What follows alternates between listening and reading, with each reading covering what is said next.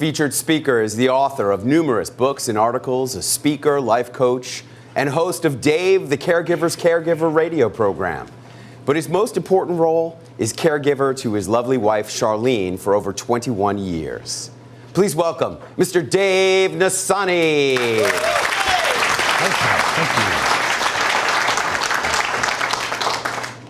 Thank you, Clint, and thank you, Harvard, for having me here today. Wow, what a true honor. I want to share with you a love story. Everybody likes a good love story, right? Yes. My wife, Charlene, and I had a fairy tale storybook, romance, marriage, and courtship for the first 21 years of our lives together. Life was good. We were getting ready to enter the empty nest phase of our lives together. All our daughters were grown, married, even gave us a couple of grandkids. But then, one day out of nowhere, my wife has a headache, the headache of her life. We didn't think much about it at first. I mean, it was only a headache, right? Take 2 aspirin, call me in the morning. But then it ceased being only a headache. By the time the ambulance arrived, it was too late.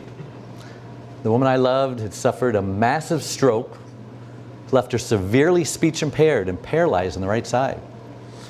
And in that moment, our world turned upside down. Nothing would ever be the same again. In fact, for the next 2 years, our lives had become a living hell. Charlene became angry and bitter because she was grieving her loss. And then I became angry and bitter because I was grieving my loss. I felt so guilty most of the time. And then there came a point where I finally had to just scream. I says, I can't take this anymore. So I sat down and I wrote my wife a letter. I said, Charlene, why are you so mean to me? It's so hard being your husband and caring for you all the time and getting no love or appreciation back in return. I just don't think I can be with you anymore. I mean, I'll take care of you financially. I can't be with you. You know, I read that letter over and over again.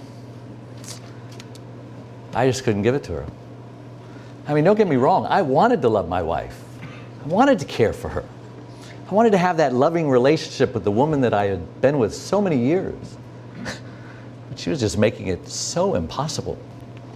I mean, I didn't even know how to care for her needs anymore. I didn't know if I even wanted to. I wondered if there was any hope for us. Then a few days later, I found a business card in my pocket. I don't know how it got there. I don't know who gave it to me. It invited me to a caregiver support group. I didn't even know what a caregiver was.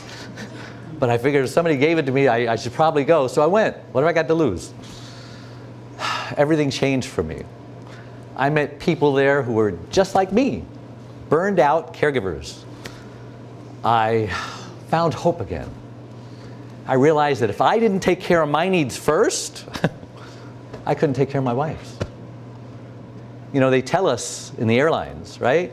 In the event of an emergency, put your oxygen mask on first before you help your loved one with their mask.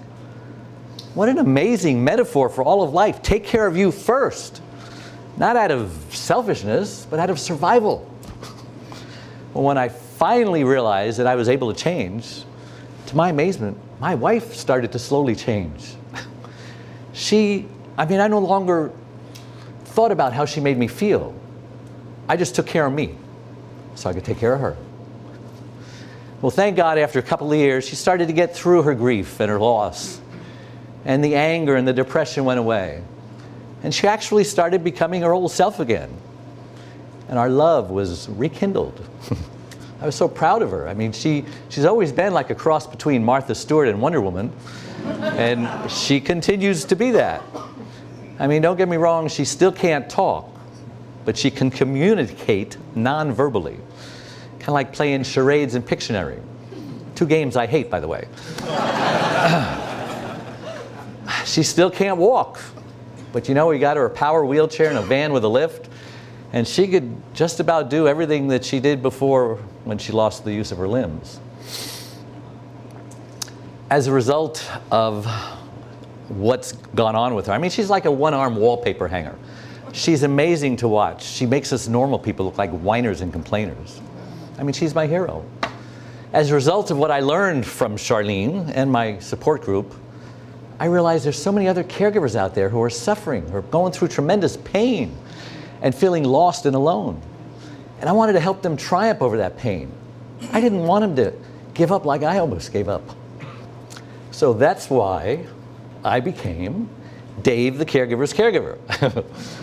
I now host a weekly radio show and a private membership site to caregivers, caregiverscaregiver.com. I write blogs, articles, I offer resources, I do podcasts, I interview people who not only survive but thrive caregiving. I produce uplifting videos, weekly conference calls, and I have a coaching program. And I love it. My new book, my third book, it's my life too. Regain Your Caregiver Sanity by learning when to say yes and when to say no. It's perfect for caregivers who know they should put their needs first, but they just don't know how. Come and join our community of caregivers. Let us love on you. Let us support you. We want you to not only survive, but thrive this thing called caregiving. Listen, every caregiver's life is a love story. Let me help you make that love story one of hope and triumph. Thank you very much. Nassaney!